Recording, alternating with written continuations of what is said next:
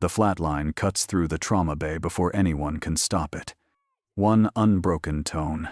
Final. Absolute. A young woman's scream follows half a second later, raw, tearing, the kind that strips every pretense from a room. "Stop! He's already dead!" Her knees buckle. A nurse catches her before she hits the floor, but the damage is already done. The words hang in the air like smoke after a gunshot. On the table, a man lies motionless. His chest refuses to rise. Blood streaks his temple, still wet from the rain that followed him in from the wreckage. His hands rest at his sides, fingers curled slightly, as if he'd been reaching for something when the impact came. The doctor steps back. His gloves come off slowly, deliberately. He's done this before, too many times. His shoulders drop in that familiar way, grief dressed up as professionalism. 7 minutes, he says quietly. We did everything we could. A paramedic exhales hard and looks away. Another pulls the IV line free, the motion careful, reverent. The clock on the wall continues its march. Tick, tick, tick. Time doesn't pause for tragedy. The woman sobs into her hands, her voice muffled now but no less desperate. Please, please don't. Someone reaches for the sheet. The air in the room feels thick, heavy with finality. Even the fluorescent lights seem dimmer, as if the space itself has decided to dim in respect. The monitors glow softly, their screens flat, their alarms silenced by hands that know better than to let them scream into the void. If you've ever watched someone walk away from hope, you know what happens next. You accept it, you move on, you tell yourself there was nothing left to do. But what if someone refuses? The doors explode inward.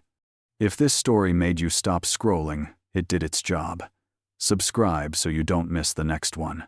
And tell me in the comments, where are you watching from? Sometimes knowing we're not alone in caring makes the difference. An officer bursts through, uniform drenched, boots squeaking against the tile. His breath comes fast, uneven. But his eyes are locked onto the table with a focus that doesn't belong in a room where endings have already been written. Don't cover him. The command isn't loud. It doesn't need to be. Every head turns. The doctor frowns, irritation flickering across his face. Officer, this is a restricted... I said don't cover him. The authority in those 4 words cuts deeper than any shout could. The paramedic holding the sheet freezes. The nurse, steadying the woman, glances nervously between the officer and the doctor. The officer moves forward, water dripping from his jacket, his hands already lifting as if preparing for something no one else can see.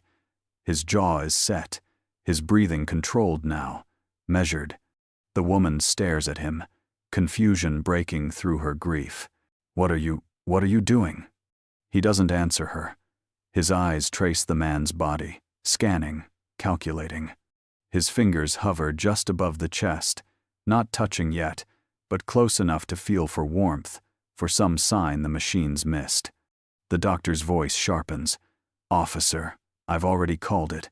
There's nothing. How long has he been down? The question stops everyone cold. The doctor hesitates, then answers through clenched teeth. 7 minutes. 7 minutes. The number settles over the room like a weight. One of the paramedics mutters under his breath. That's too long. Brain damage if there's even anything left.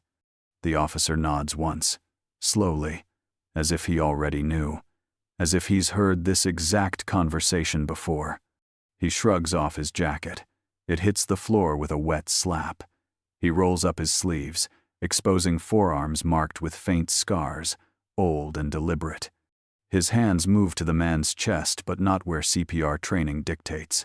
Lower, angled, fingers spread wide along the rib cage in a pattern that makes the nearest nurse frown. That's not... I know, he says. Step back. No one moves.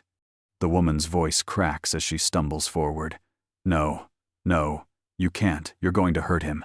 Please, just stop. Her plea trembles through the room, desperate and breaking. A nurse gently tries to pull her back, but she jerks free, eyes locked on the officer. He doesn't look at her. His hands remain in position, fingers pressing lightly, testing resistance, searching for something invisible. "I've heard that scream before," he says quietly, almost to himself. The doctor's patience snaps. "This isn't protocol. You're not trained for." "I'm trained for worse." The words land like stones. The doctor's mouth opens, then closes. For a moment, no one knows what to say. The officer leans in, his thumbs finding a point just beneath the sternum. He presses, holds. His eyes close briefly, as if listening to something deeper than sound. The paramedic who called the time earlier shakes his head. "This is insane. He's gone. You're just delaying the inevitable?" The officer's voice is calm, almost conversational. "Maybe." He shifts his grip. His movements are precise, controlled, nothing like the frantic compressions they'd performed minutes ago. There's a rhythm to it, but it's not one anyone recognizes. The nurse closest to him crosses her arms. "What is this? What are you doing?" "A field technique." "What field technique?" "The kind you don't teach." His hands adjust again, pressing, releasing, rotating slightly. "The kind you don't talk about." The woman's sobs quiet into shallow, gasping breaths. She watches him, confusion and fragile hope warring across her face. "If this works, why didn't the doctors?" "Because it doesn't always work," he says simply. The honesty cuts through her like a blade. She steps back, hand over her mouth. The doctor moves closer despite himself, eyes narrowing. "You're saying you know something we don't?" "I'm saying I know what happens when you walk away too soon." The officer's voice doesn't rise, but the weight behind it silences the room. His hands continue their sequence pressure, pause, shift. His jaw tightens. Sweat begins to bead at his temple. 30 seconds pass. Nothing. The monitors remain flat. The man's chest stays still. The paramedic exhales sharply. "This is pointless." "Give him a minute," the nurse whispers, though she doesn't sound convinced. Another 30 seconds. Still nothing. The woman's hope begins to crumble. "It's not working. Please, just let him go." But the officer doesn't stop. His fingers press deeper now, angling into spaces between ribs, holding for counts that feel impossibly long. His breathing syncs with his movements, deliberate, almost meditative. The doctor glances at the clock. "Officer, this has gone on long enough." "Not yet. You're wasting time."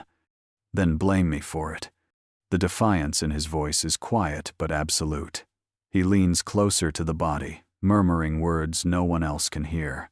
His hands move faster now, still controlled, but with an urgency that wasn't there before.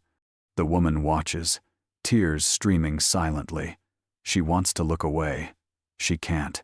1 minute becomes 2. The room grows heavier with every passing second.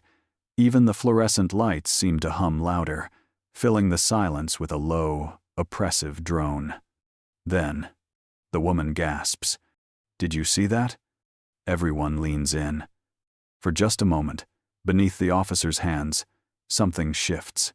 A faint tremor, so brief it could have been imagined.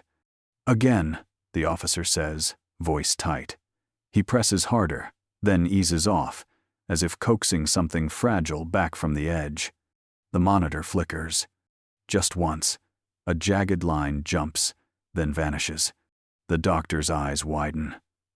"That's not..." Before he can finish, the officer shifts his hands one final time and presses down with everything he has.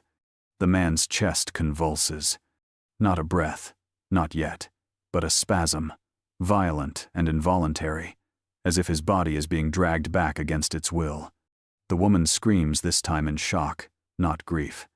The doctor lunges forward. "I need oxygen. Now." The room explodes into motion. Nurses scramble. Equipment rattles. Someone shouts for a crash cart even though it's already in the room. The officer doesn't step back. His hands remain locked in place, maintaining pressure, refusing to let whatever fragile connection he's made slip away. "Check for a pulse," the doctor barks. The nurse's fingers tremble as she presses them against the man's neck. I think wait." Another tremor, stronger this time. The man's shoulders twitch, his fingers curl tighter. The monitor spikes, weak, erratic, but unmistakably alive. The woman collapses into a chair, sobbing openly, hands pressed to her face. "Oh my God! Oh my God!" The doctor stares at the screen, then at the officer, then back at the screen. His face is a war between disbelief and something close to fear. That shouldn't be possible. The officer finally steps back. His hands shake now that the stillness is broken. Sweat drips from his jaw. He braces himself against the wall, breathing hard. "No," he says quietly. "It shouldn't." The team swarms the table. IVs reconnect. Oxygen flows. The man's chest rises shallow, uneven, but rising. His heart rate climbs, stutters, climbs again. The woman stares at the officer, her eyes wide, searching his face as if trying to memorize every detail. "You saved him." He doesn't answer. His gaze is fixed on the floor, his expression unreadable. If you think miracles are meant to feel triumphant, you've never seen one up close. They're messy, uncertain. They leave more questions than answers. The doctor stabilizes the IV line, his hands moving on autopilot while his mind races. "What did you just do?" The officer straightens, wiping his face. "Something I was taught a long time ago." By who? Someone who didn't have permission to teach it. The vagueness hangs in the air, deliberate and frustrating. The nurse glances at him, suspicion creeping into her voice. If this technique works, why isn't it in any manual? Because it doesn't always work. The officer's voice is flat now, drained. And when it doesn't, people ask questions no one wants to answer. The woman stands, legs still unsteady. She moves toward him, hesitant, as if approaching something holy and dangerous. "How many times have you done this?" He looks at her then, really looks at her. His eyes are dark, haunted, enough to know better. Before anyone can press further, the monitor beeps sharp, urgent. The doctor's head snaps toward the screen, his heart rate's dropping. The officer's body goes rigid. How fast? Too fast. The woman's breath catches. No, not again. The doctor moves toward the table, but hesitates. He looks back at the officer, conflict written across every line of his face. "If we let you do that again, and it goes wrong, you'll have someone to blame," the officer says. Another alarm echoes from down the hall. Distant, urgent. The nurse at the door turns pale. "Doctor, there's another one." The officer's jaw tightens. He pushes off the wall, exhaustion forgotten. "What happened?" "Car accident. 2 minutes out. They're not sure he'll make it to the bay." The doctor looks at the officer, then at the monitors, then at the man on the table whose life is slipping again. The woman steps forward, voice shaking but clear. "Do it again. Whatever you did, do it again." The officer doesn't move. His hands hang at his sides, still trembling. It might not work twice. "Then we'll know," she says. "But we have to try." The doctor exhales slowly. He nods once. "Come on." They run. The second man arrives on a gurney, blood pooling beneath him, chest crushed from impact. The paramedics are shouting updates, but the officer barely hears them. His eyes scan the body, taking in the damage, ribs caved inward, shallow breathing, skin already gray. "Pulse is fading," someone yells. The officer moves to the table before anyone gives permission. His hands find position, same placement, same angle, but something feels different, wrong. He presses anyway. Nothing. He shifts, adjusts, presses again.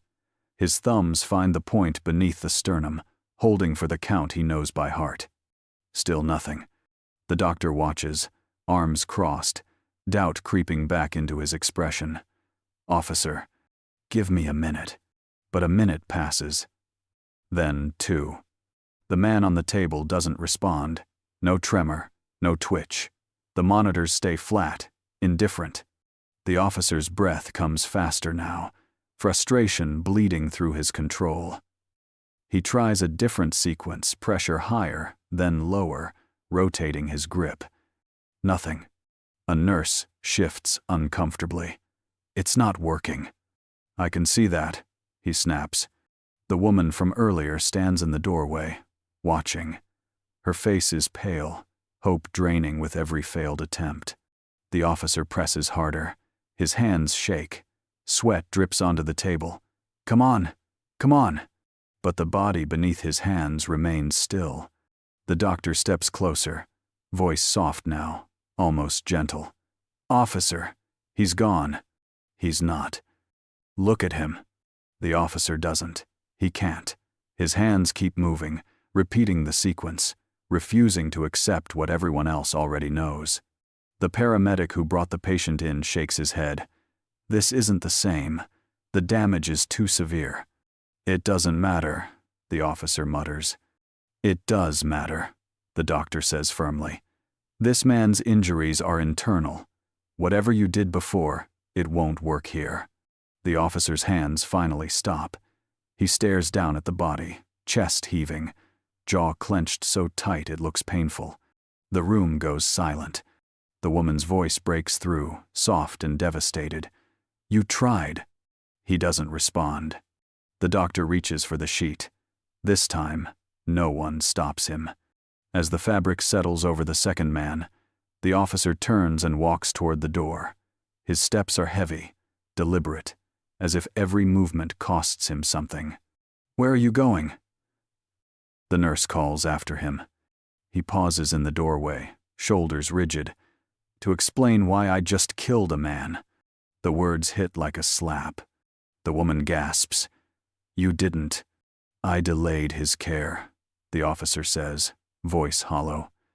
"I wasted time on something that couldn't work. That's on me." He disappears into the hallway before anyone can argue. The doctor stares after him, torn between sympathy and anger. "Someone needs to report this." The nurse nods slowly. They will. In the trauma bay, the monitors hum quietly. The first man, the one who came back, remains stable. His breathing is steady now, shallow but present. The second man is gone.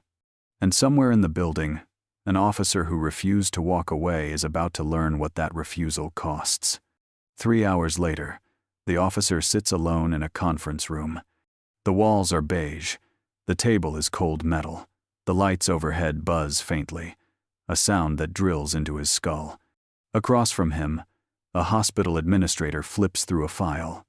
Her expression is neutral, professional, but her knuckles are white where she grips the folder. "You performed an unauthorized medical procedure," she says. "Twice." The officer doesn't deny it. "Yes. One patient survived. One didn't." "Correct." She leans forward. "Do you understand the liability you've created? For yourself? For this hospital?" "I do." "Then explain to me why you did it." The officer's eyes lift to meet hers. For a moment, he says nothing. Then, quietly, "Because once, someone walked away from me when I was on that table." The administrator's expression doesn't change, but something flickers behind her eyes. "That's not an excuse." "No," he agrees. "It's a reason." She closes the file. "The family of the second patient is threatening legal action. They're saying you interfered with care, that you prioritized a stunt over proper medical treatment." "They're right." "Are you serious?" "I gambled," he says. "I lost. If they want to hold me accountable, they should." The administrator stares at him, clearly unsettled by his lack of defense. "And the first patient? The one who survived? What about him?" "His fiancée is outside. She's been waiting to talk to you for 2 hours." The officer's jaw tightens. "She shouldn't thank me." "She doesn't want to thank you," the administrator says. "She wants to know what happens next." before he can respond, the door opens. The woman steps inside, eyes red from crying but steady now. She looks at the officer, then at the administrator. "Can I have a moment?" The administrator hesitates, then nods. She leaves without another word. The door clicks shut. The woman sits down across from him. Her hands rest on the table, fingers interlaced. He's awake. The officer's breath catches. He is? For about 30 seconds. Then he went back under. Her voice wavers but doesn't break. But he opened his eyes.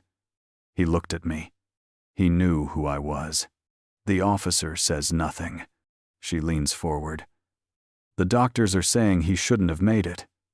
That 7 minutes without oxygen should have destroyed his brain. But he's responding. He's fighting. That's good." "It's a miracle," she corrects. "And you gave it to us."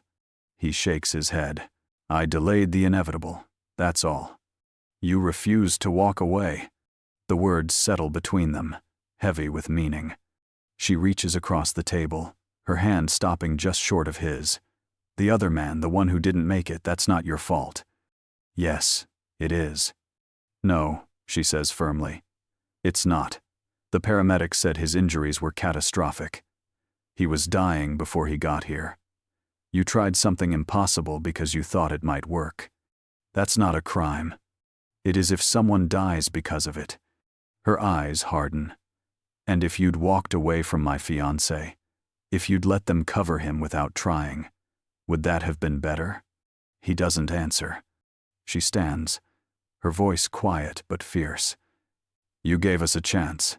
That's more than anyone else was willing to do." She leaves.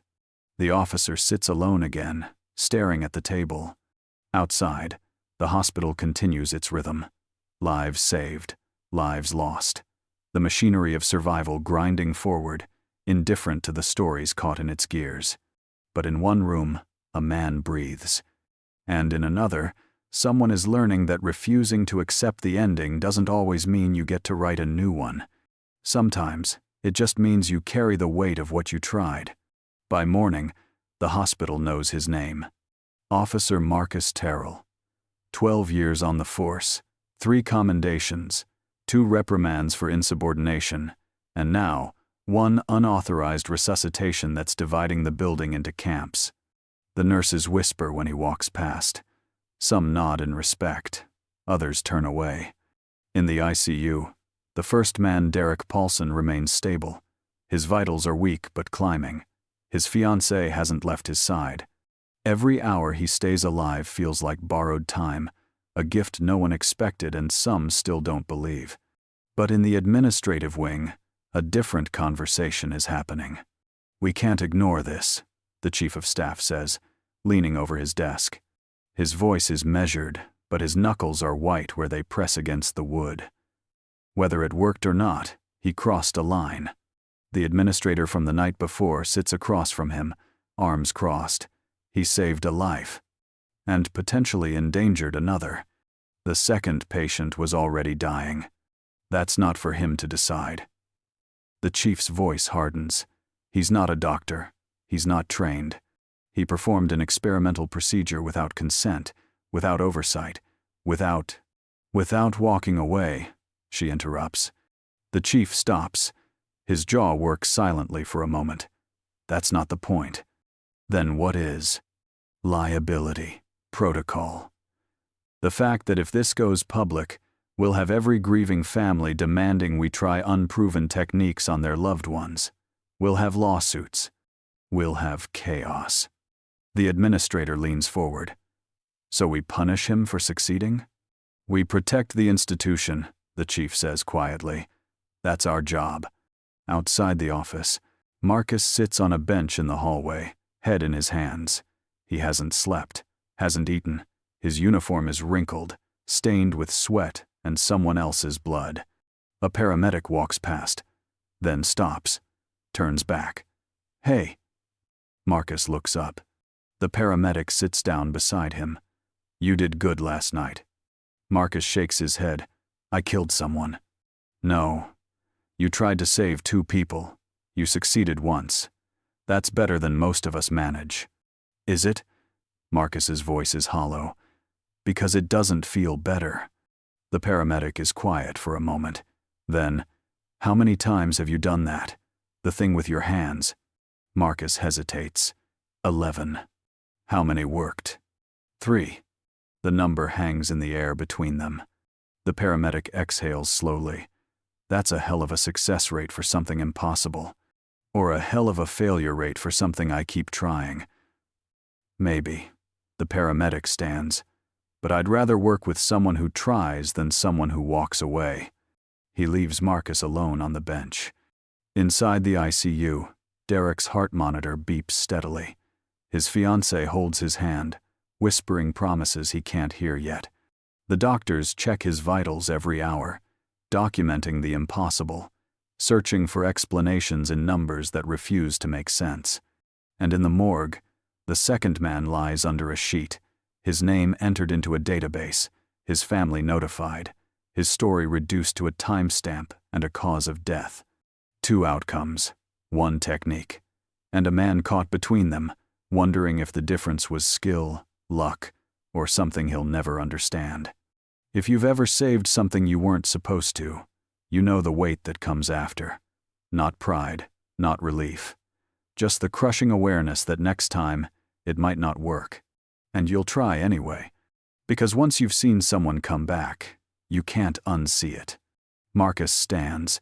His legs are unsteady, but he moves anyway, walking toward the ICU. He doesn't know why. Maybe to see proof that it worked. Maybe to remind himself what he's fighting for. He stops outside Derek's room, staring through the glass. Derek's eyes are closed. His chest rises and falls, shallow but rhythmic. His fiancée sees Marcus and stands, moving to the door. She opens it. He asked for you. Marcus blinks. What? When he woke up earlier, he asked who brought him back. She pauses. I told him it was you. Marcus's throat tightens. I shouldn't. Please. He steps inside. The room is quiet except for the machines. Marcus approaches the bed slowly, as if afraid sudden movement might shatter the fragile miracle keeping this man alive. Derek's eyes flutter open. They're unfocused at first, then lock onto Marcus's face. You, Derek whispers. His voice is barely audible, scratched raw from the ventilator. Marcus nods. Me, they said. I was gone. You were. Derek's fingers twitch against the sheets. Why'd you bring me back? The question lands like a punch. Marcus has no answer ready, no script, just the truth, raw and unfiltered. Because I couldn't walk away. Derek's eyes close again. A single tear slides down his temple. Thank you. Marcus says nothing. He turns to leave, but Derek's fiancée catches his arm. Whatever happens next, she says quietly, you gave us this. Remember that. Marcus walks out. The hallway stretches before him, fluorescent and endless. Behind him, a man breathes. Ahead of him, consequences wait. And somewhere in between, a technique that shouldn't exist keeps refusing to stay buried. The call comes at 2:47 a.m. Marcus is in his car outside the hospital when his phone buzzes.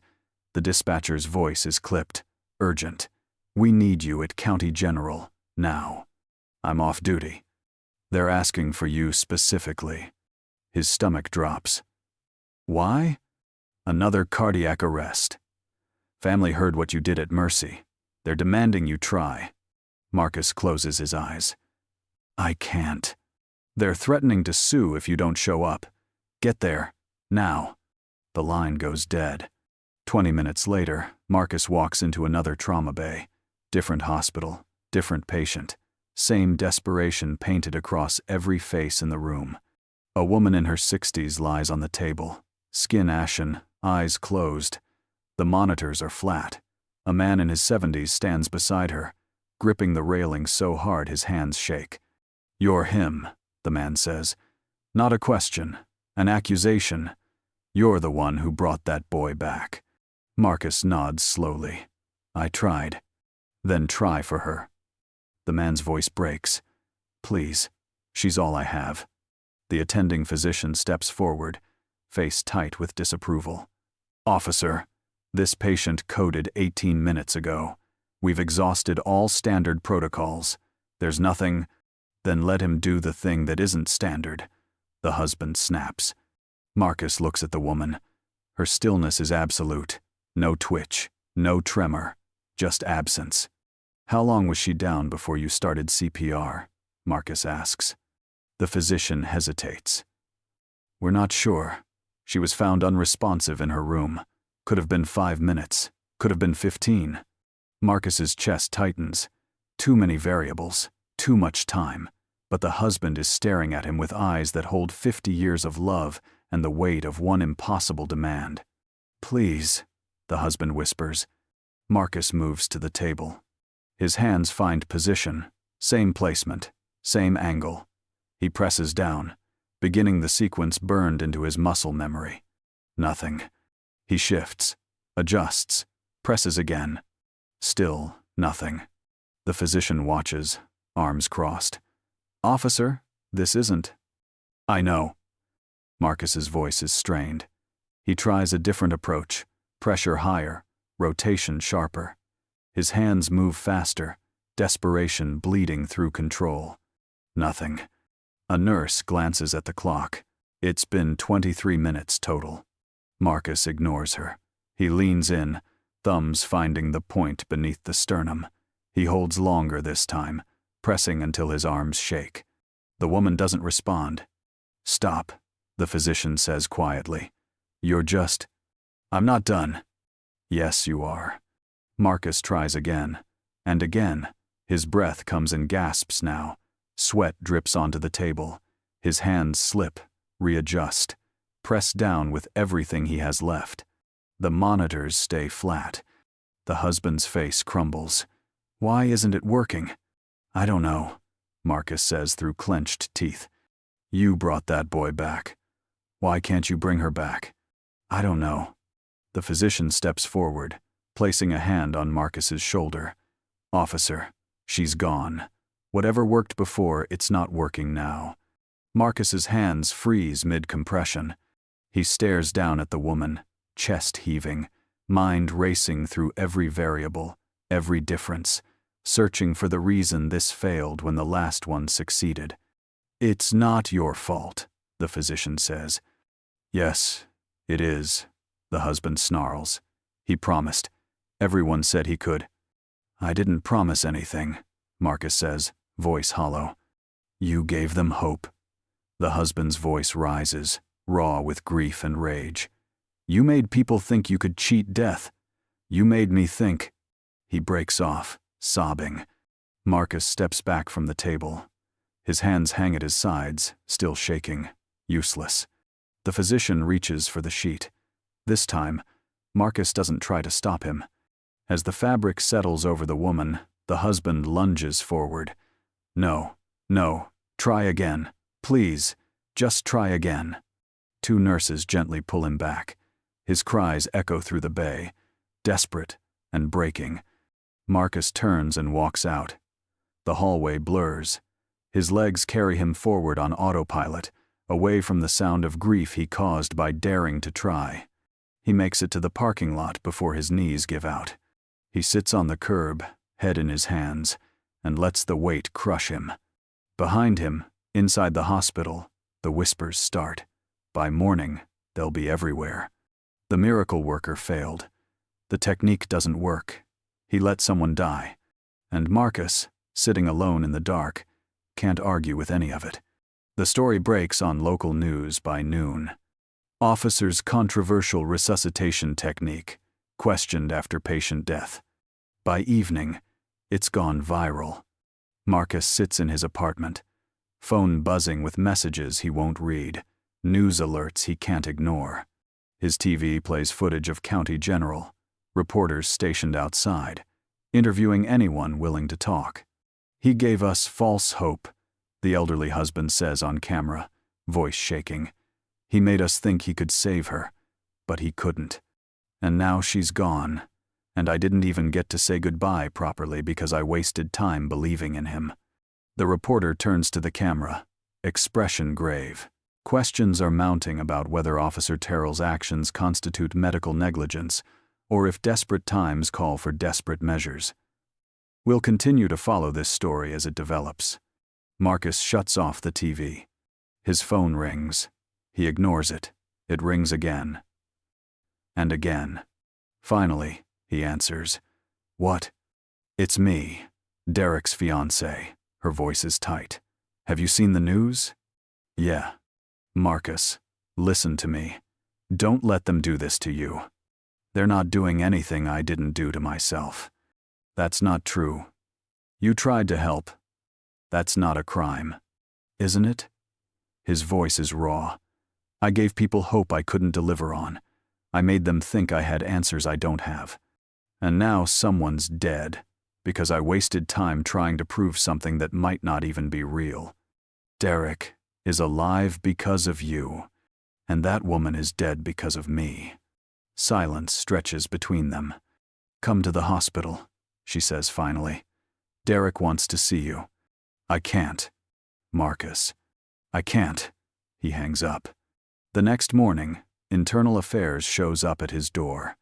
2 investigators, badges out, expressions neutral.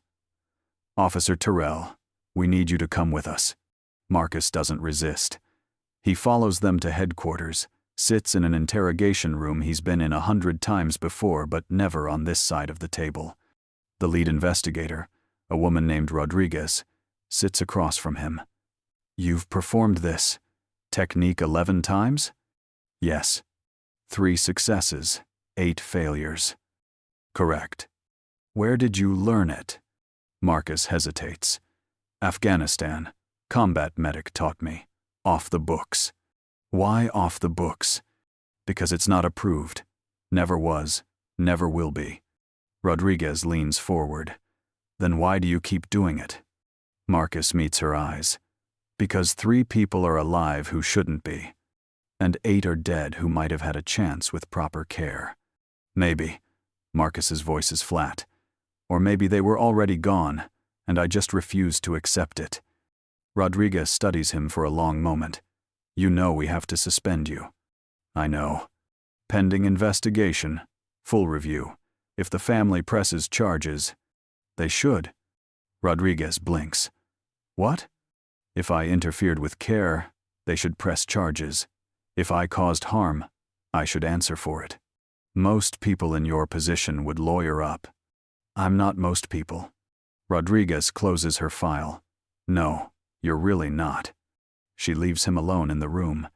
Outside, protesters have gathered. Not many, maybe 20, but enough to make noise. Some hold signs. Medical vigilante must be stopped. Others chant about accountability, about the danger of untrained intervention. And across the street, a smaller group holds different signs. He gave us hope. Derek Paulson is alive because of him. The divide is stark, angry, impossible to reconcile. Inside the building, Marcus stares at the wall and wonders if miracles are worth the cost. 3 days later, Marcus is at home when the call comes. Not his phone. Someone pounding on his door. He opens it to find Derek standing there, hospital bracelet still on his wrist, fiancée supporting his weight. What are you doing here? Marcus's voice is sharp with concern. You should be in the hospital. Discharged this morning, Derek says. He's pale, unsteady, but his eyes are clear. Against medical advice. Had to see you. Why? Derek steps forward, hand extended. Marcus doesn't take it. Derek lets it hang there between them, an offering refused. You're being investigated because of me, Derek says. No, I'm being investigated because of my choices. Choices you made to save me. Derek's voice strengthens. I'm not going to let you take the fall for that. There's nothing you can do. Actually, there is. Derek pulls out his phone. I've been documenting my recovery. Doctors say I shouldn't be walking, shouldn't be coherent. 7 minutes without oxygen should have left me brain damaged. but look at me. He does a slow turn, demonstrating. His movements are stiff but functional.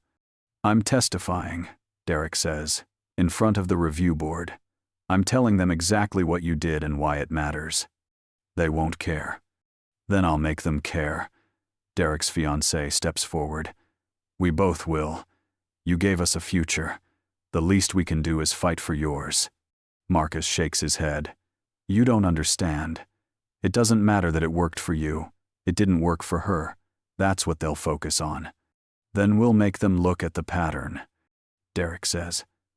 3 successes out of 11 attempts. That's a 27% success rate on people who were already declared dead. What's the success rate when you walk away? Marcus goes still. 0, Derek continues. 100% mortality when you do nothing. So you're offering a 27% chance where there was none. How is that not worth trying? The logic is sound, brutal, but sound. Marcus sits down heavily on his couch. The technique doesn't always work. I don't even know why it works when it does. Does it matter? Derek's fiancée asks. If someone's already gone, and you bring them back even once in 4 tries, isn't that worth the attempt? Not if it gives false hope. Hope is never false, she says quietly. It's just hope. What you do with it is up to you. Marcus looks at them both, this couple who shouldn't be standing here, who should be planning a funeral instead of fighting for his career. When's the hearing? He asks finally. Friday, Derek says. Will you be there? Marcus nods slowly. Yeah. I'll be there. Friday arrives faster than he's ready for. The conference room is packed. Hospital administrators, IA investigators, the family of the woman who died, media outside, cameras rolling, capturing every face that enters. Marcus sits at a table, hands folded, waiting. The board chair calls the hearing to order.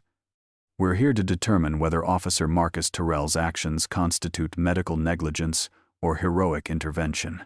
Let's begin. Testimony starts.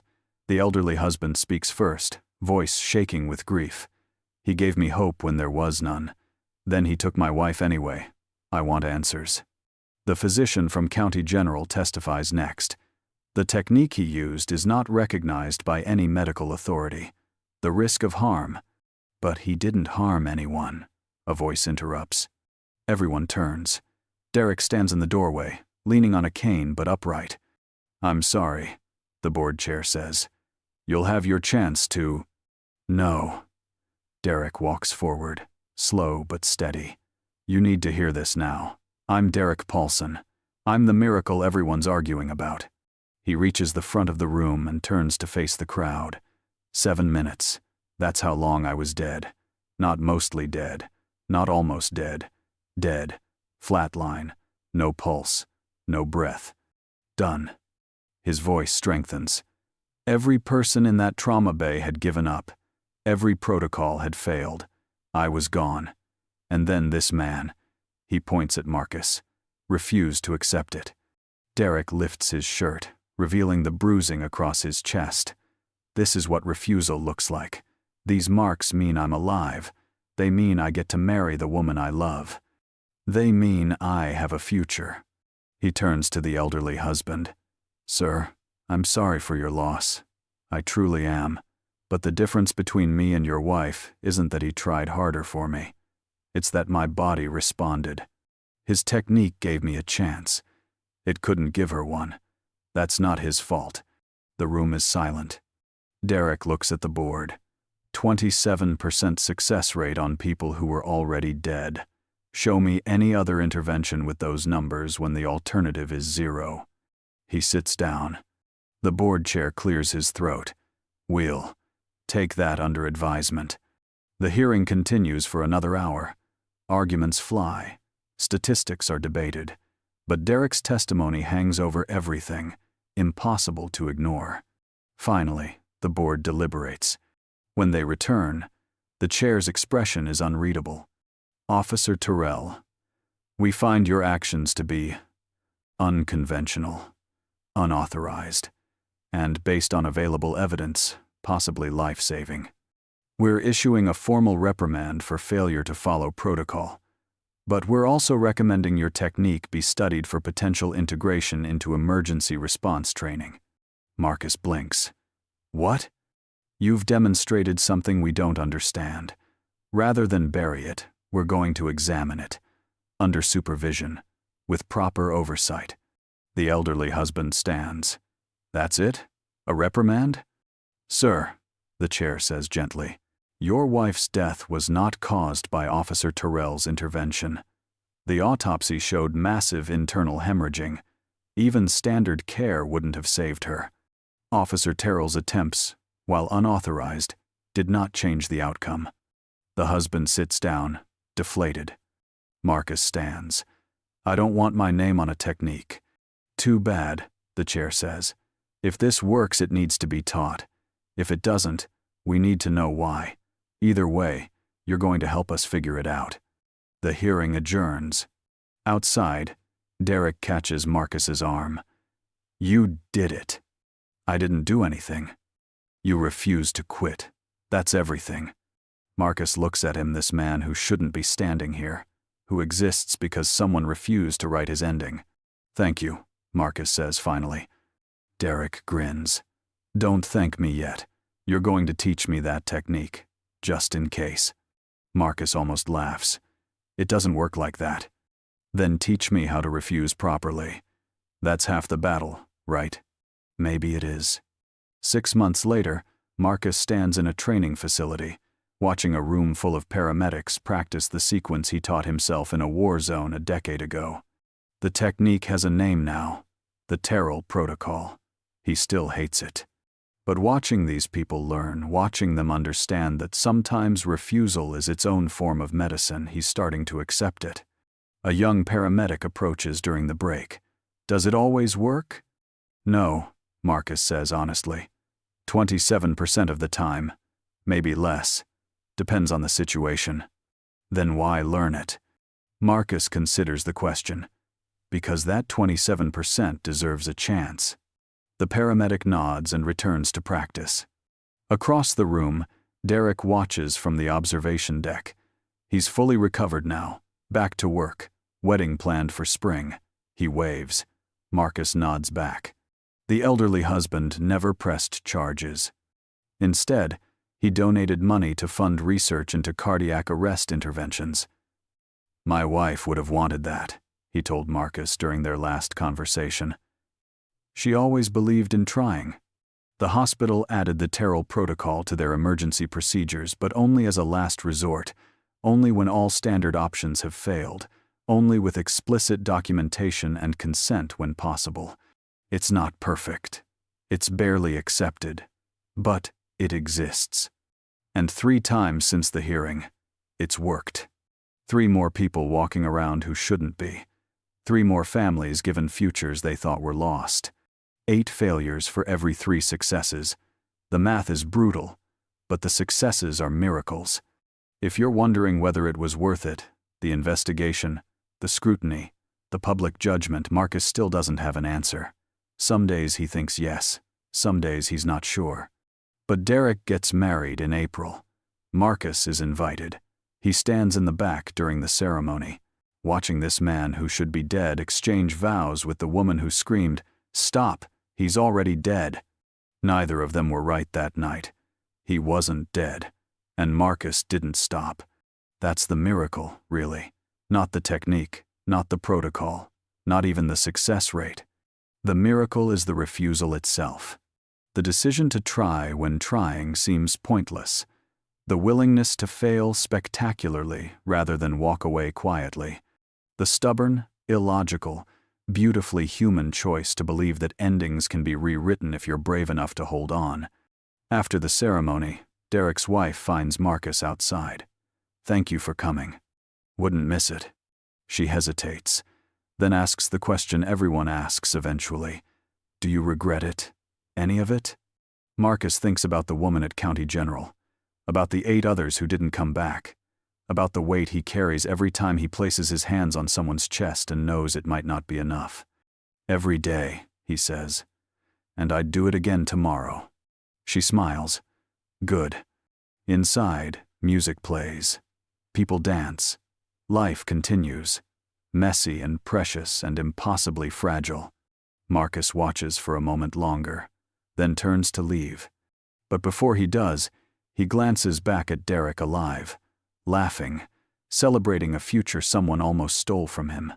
And Marcus allows himself one small, private moment of satisfaction.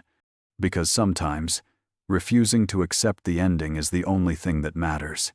Sometimes, the miracle isn't what you do. It's that you try at all.